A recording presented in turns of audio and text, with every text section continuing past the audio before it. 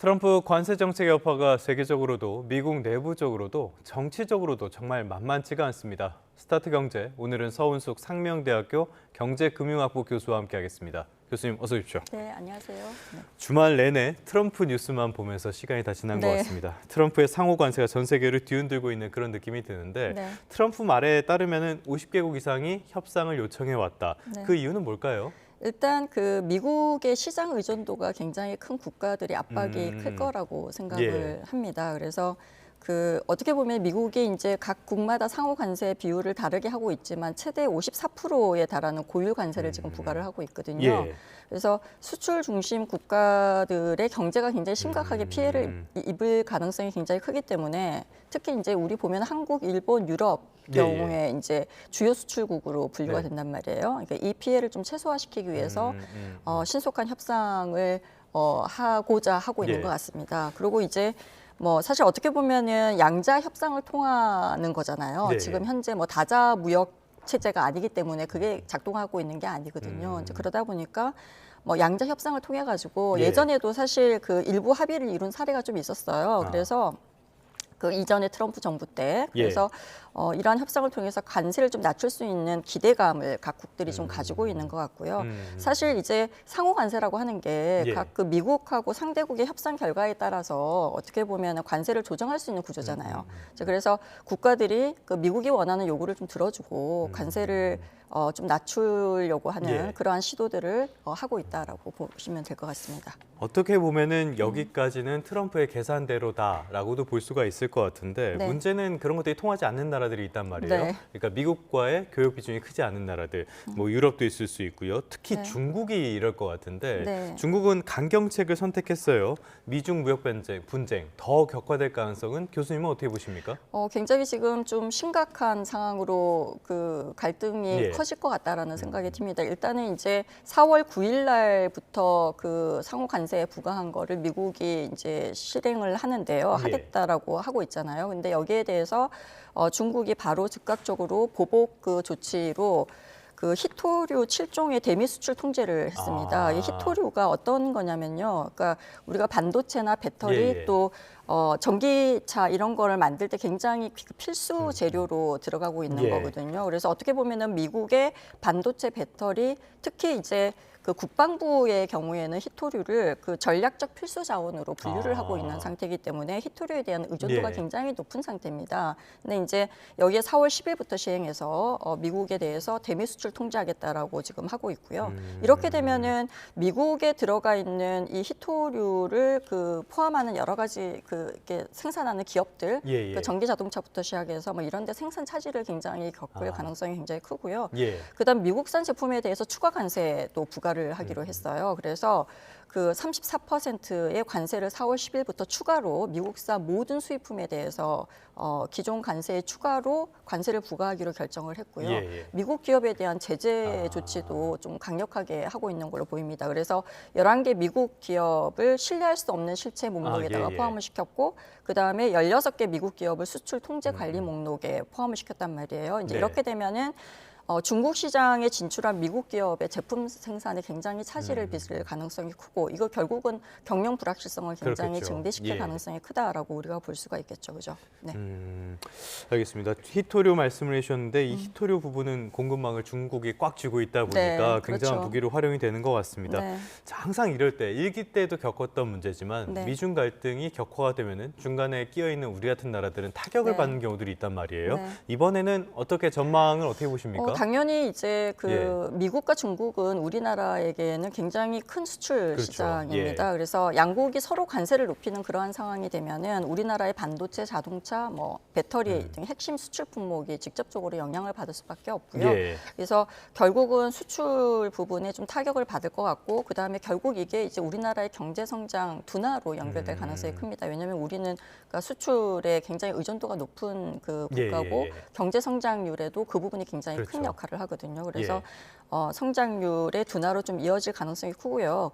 결국은 이제 중국이 그 히토류 수출 제한 조치를 취하잖아요. 그렇게 되면은 첨단 산업 부분의 생산 비용이 굉장히 급등할 가능성이 크거든요. 이제 이렇게 되면은 우리나라 같은 경우에는 중국에서 소재나 부품을 수입을 해서 완제품을 만드는 국가이기 때문에 그 생산 비용에 중간재 비용이 굉장히 높아질 예. 가능성이 커서 가격 경쟁률이 떨어질 가능성이 크고 또 기업의 이윤 자체가 줄어들 가능성이 크고요.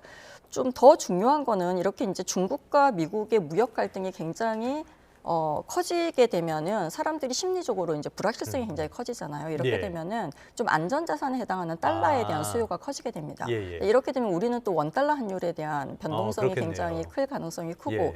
이 문제는 결국은 우리 기업들에게 환 리스크 이슈를 또 가져다 주거든요. 그래서 추가적인 비용 부담으로 갖고 갈 가능성도 큽니다.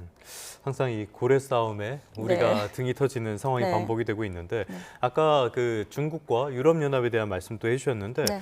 유럽연합 쪽의 반응은 약간 중국이랑 또 다른 네. 것 같아요. 지금 대응은 어떻습니까? 그러니까 유럽은 지금 두 가지 예. 이 방향에서 이렇게 대응을 하고 있는 것 같아요. 첫 번째는 뭐 추가적으로 관세 매기겠다라고 예. 해서 약 280억 달러 상당의 미국산 제품에 대해서 보복 관세 부과하는 방안을 지금 검토 중입니다. 근데 그럼에도 불구하고 이게 강경한 이렇게 되면 또 다시 미국은 더 강경하게 예. 그 보복 관세를 또 부과할 거를 예측을 하고 있거든요. 근데 이 상품들이 특히 유럽산 와인이나 아니면 주류가 대상이 될 수가 있고 예. 그러면은 이제 이게 유럽 경제에 미칠 부정적인 아. 영향이 굉장히 크다라고 예, 예측을 예. 하고 있어요. 그래서 두 가지 전략이죠. 하나는 보복 관세 부과하는 것도 생각을 하고 있으면서 웬만하면 협상을 통해서 좀 해결을 하고자 하는 의지를 갖고 있습니다. 그래서 예.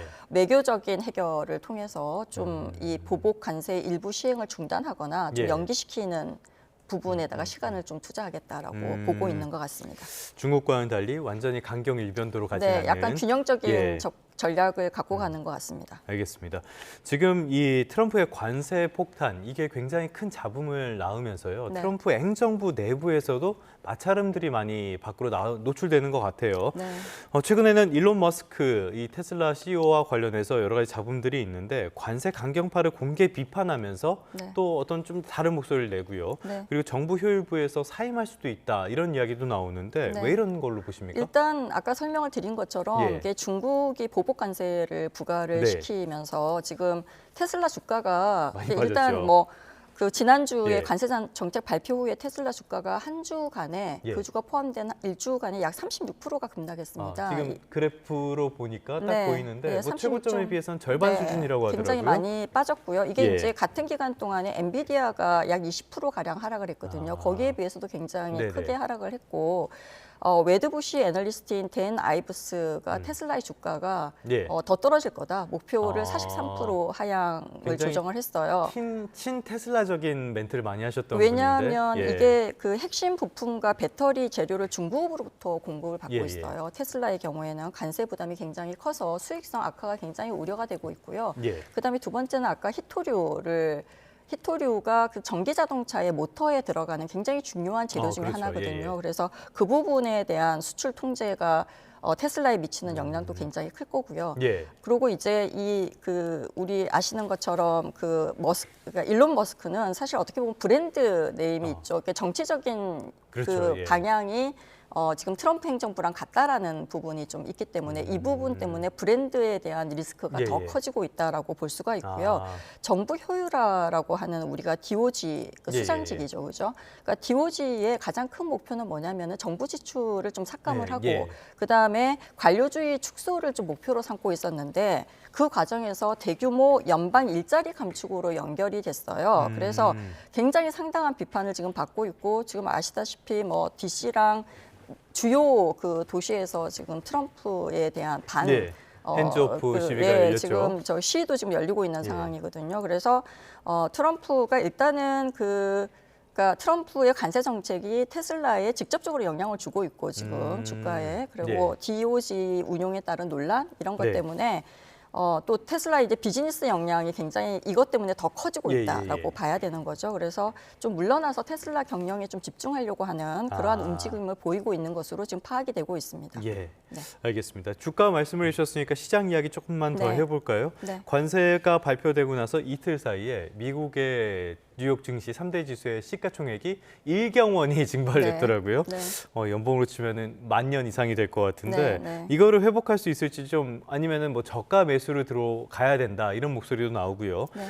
교수님께서는 지금 상황에서 주식시장에 접근하려는 분들에게 어떤 말씀을 해주시겠습니까? 이게 지금 관세 부과로 인해 가지고 예. 이게 이제 사실 어떻게 보면은 그 무역 이제 관세 부과한 거가 실제로 4월 9일부터 이제 실시가 되잖아요. 예. 그 사이에 또 중국도 마찬가지고 다른 국가들이 이거에 어떻게 반응하는지를 좀 모니터링을 할 필요가 있을 것 같아요. 예. 그래서 무역 전쟁이라고 부르는 이 부분의 불확실성이 굉장히 커지다 보면은 결국은 주식시장에 기업들의 이익에 좀 마이너스의 영향을 미칠 가능성이 크기 때문에 예. 지금 들어가는 것이 어떻게 보면은 투자 그에 굉장히 좀 불확실성이 커진 상태라서 예. 예의주시해야 될 필요가 있다라고 좀 보여집니다. 조금 보수적으로 네, 시장에 보수적으로 접근을 예. 할 필요가 있다라고 봅니다. 알겠습니다. 이번 주 주식시장에 영향을 미칠 만한 일정 어떤 게 있습니까? 일단은 오늘 예. 그 미국의 3월 고용 동향이 발표가 예. 되고요. 그다음에 4월 10일 날 3월 그 소비자 물가 지수의 동향이 발표가 되는데 이 두 개가 굉장히 중요합니다. 예. 그러니까 증시와 연준의 정책 결정에 굉장히 큰 아. 영향을 미칠 것으로 보이고요. 특히 이제 소비자 물가 지수 같은 경우에는 관세 부과로 인해서 인플레이션 압력이 좀 반영이 됐다라고 해서 0.1% 포인트 정도 상승할 걸로 예. 보이고 있고요. 이번 주에 이제 연준의 그 3월 FOMC 회의록 공개가 있고요. 예. 그다음에 여러 연준 인사들의 연설이 좀 예정되어 있습니다. 특히 이제 관세로 인해서 경제가 어떻게 될 것인지에 대한 그 사람들의 관심이 굉장히 고조돼 있는 상태고요. 그래서 이러한 그 행사가 연준의 통화 정책에 예. 대한 대응 방안에 대한 단서가 될 것으로 사람들이 예측을 하고 있습니다. 알겠습니다. 3월 물가 지표 말씀을 해주셨는데 슬슬 영향을 받을 때가 네. 됐으니까 주목해 네. 봐야겠습니다. 오늘의 스타트 경제는 서은숙 상명대학교 경제금융학부 교수와 함께했습니다. 오늘 말씀 잘 들었습니다. 네, 감사합니다.